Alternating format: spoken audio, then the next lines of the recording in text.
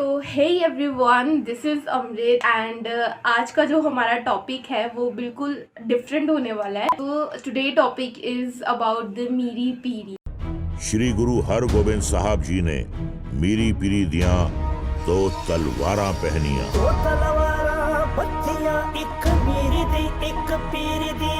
दो तलवारां बत्तियां। आपको आज बताने जाऊंगी कि मीरी पीरी जो कॉन्सेप्ट है, गुरुजी ने क्यों ये डिसीजन लिया और ये डिसीजन आज भी हमारी लाइफ में कैसे इम्पैक्ट करता है अगर हम इसको अपनी लाइफ पर भी इम्प्लाई कर ले। तो अगर आप इस चीज को समझ लेते हो तो आपके लिए balance of the life easy हो जाएगा। बिना कुछ ज्यादा बोले हुए वीडियो की शुरुआत कर। मीरी पीरी डिसीजन गुरु साहिब जी ने, श्री गुरु हरगोबिंद साहिब जी ने लिया। उन्होंने ऐसा डिसीजन क्यों लिया कि ये सिर्फ गुरु हरगोबिंद साहिब जी ने दो तलवारें पहनकर, एक मीरी की और एक पीरी की, जिससे मीरी और पीरी पहले समझ लेते हैं इन दोनों का मतलब क्या होता है। मीरी का मतलब होता है, ये एक पर्शियन लैंग्वेज से लिया गया है जिसका मतलब है गवर्नर, जो एक पॉलिटिकली एक्टिव है। और पीरी का मतलब ये भी पर्शियन लैंग्वेज से लिया गया है, इसका मतलब है जो स्पिरिचुअली एक्टिव है।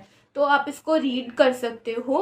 तो इसके पीछे गुरुजी ने इसका मतलब था कि जो अब सिख हैं वो स्पिरिचुअली एक्टिव तो होंगे और साथ में वर्ल्डली एक्टिव भी होंगे, क्योंकि गुरु साहिब तब सिर्फ 11 साल के थे जब जहांगीर उस टाइम पर जो राज करता था उसने गुरु अर्जन देव जी को दिल्ली बुलाया और उनको शहीद कर दिया गया। और उनकी शहीदी भी उन्होंने ऐसे की कि दिल कुछ होने लगता है कि कैसे उन्होंने गरम लो पर बिठाकर उनके सर पर गरम गरम रेत डालकर उनको शहीद किया। उनको पहले कहा गया कि आप अपना धर्म इस्लाम में बदल लो या फिर मौत को कबूल कर लो। तो उन्होंने ऐसा ना करके उन्होंने मौत को गले लगाया। आप जानते ही होंगे कि जो मुगल थे वो चाहते थे कि हिंदुस्तान को इस्लाम में कन्वर्ट कर दिया जाए। वो जो भी हिंदूज थे उनको वो अपनी पूरी कोशिश पर लगे हुए थे कि हर एक हिंदू को इस्लाम बना दिया जाए, यहाँ पे इस्लाम इसको देश बना दिया जाए। लेकिन जो गुरु साहिब जी, गुरु नानक देव जी का शुरू से कॉन्सेप्ट था freedom. Every individual has a freedom. तो उनकी कभी भी किसी राज को लेकर, किसी जमीन को लेकर मुगलों से लड़ाई नहीं हुई थी। सिर्फ इसलिए थी क्योंकि वो जो मासूम लोग थे उन पर जुल्म करते थे, जबरदस्ती की जाती थी, जबरदस्ती लोगों से उनका धर्म बदलवाया जाता था और गरीबों को मारा जाता था। गुरुजी ने अपनी शहीदी दी। उसके बाद गुरु हरगोबिंद साहिब जी ने मीरी और पीरी का कॉन्सेप्ट लाया और उन्होंने कहा कि अभी हम उनसे युद्ध करेंगे।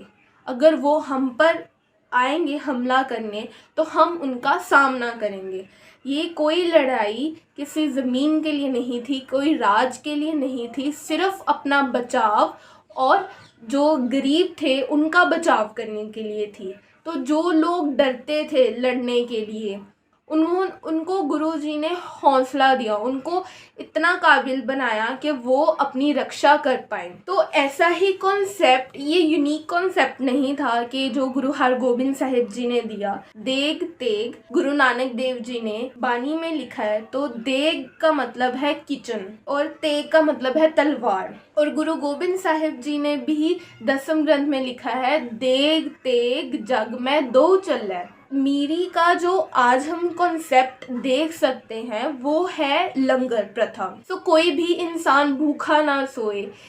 Materialistic thing, right? Food is a materialistic thing, but we know that none of us can live without the food. Everybody needs material. मेरे को लगता है कि उनका समझाने का मतलब था कि हमें स्पिरिचुअली तो एक्टिव होना ही है, लेकिन हमें वर्ल्डली भी एक्टिव होना है कि दुनिया में चल क्या रहा है। हमें पॉलिटिकली भी एक्टिव होना है।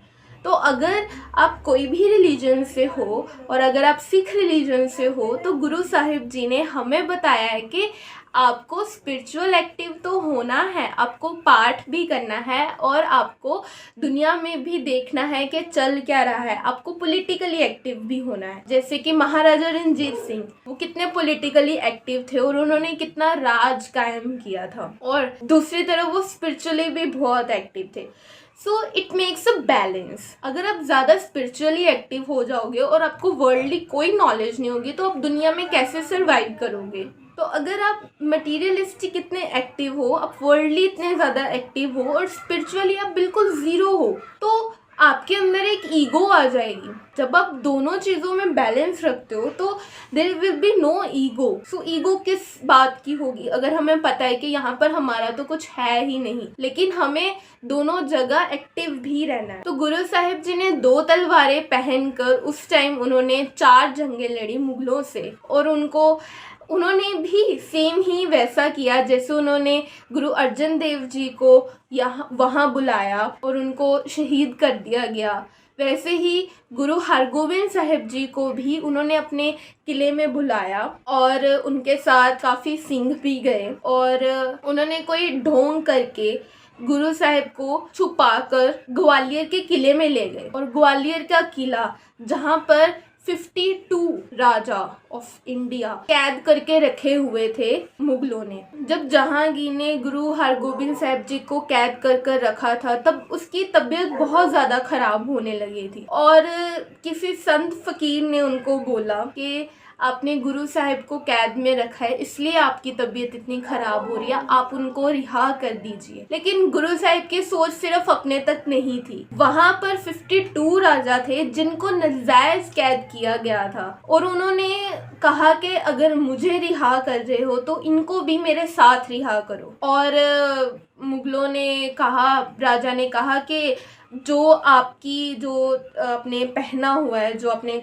चोला पहना हुआ है, उसकी जितनी कलियां वो पकड़ कर आ सकते हैं तो वो आ जाए। तो गुरुजी ने स्पेशल 52 कलियों वाला चोला तैयार करवाया और हर एक राजे ने एक एक कली पकड़ी और उनके साथ रिहा होकर आए। तो उस दिन दिवाली थी और इसीलिए हरिमंदिर साहिब पे, वो अमृतसर ही आए थे और इसलिए हरिमंदिर साहिब पर दिवाली वाले दिन हम दिवाली मनाते हैं। तो मीरी पीरी शुरू कहाँ से होती है और लास्ट तक कहाँ पर जाती है, तो आज तक ये कॉन्सेप्ट हम अपनी लाइफ में इम्प्लाई कर सकते हैं। और काफी गुरु नानक देव जी के शब्द हैं, आप पढ़ लीजिए, ये स्क्रीन पर आ रहे हैं। तो ये कुछ शब्द हैं जो गुरु नानक देव जी ने उस टाइम पर, जब मुगल हिंदुस्तान पर चढ़कर आ रहे थे और लोग सोच रहे थे कि हम कुछ मैजिक करेंगे, कुछ स्पिरिचुअल एक्टिविटीज करेंगे कि वो सब अंधे हो जाएंगे और वापस चले जाएंगे, लेकिन ऐसा कुछ नहीं हुआ। तो ऐसा ना ही रियल लाइफ में होता है, हमें खुद लड़ना पड़ता है। हम ऐसे नहीं कर सकते कि हमारे ऊपर कोई हमला करने आ रहा है और हम अपना बचाव ना करें और हम आंखें बंद कर कर बैठ जाएं कि कुछ तो हो जाए, कुछ तो हो जाए। ऐसा कुछ नहीं होगा। उन्होंने सिखाया कि उठो, लड़ो और रक्षा करो। हमें किसी को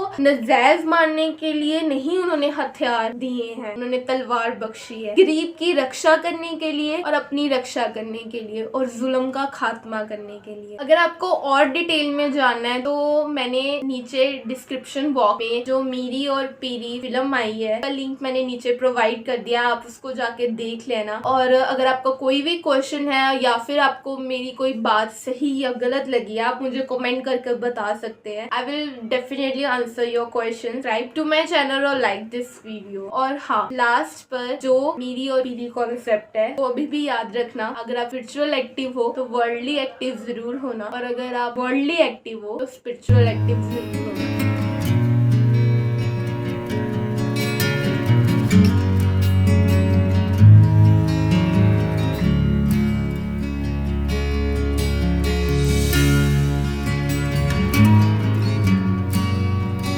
thank you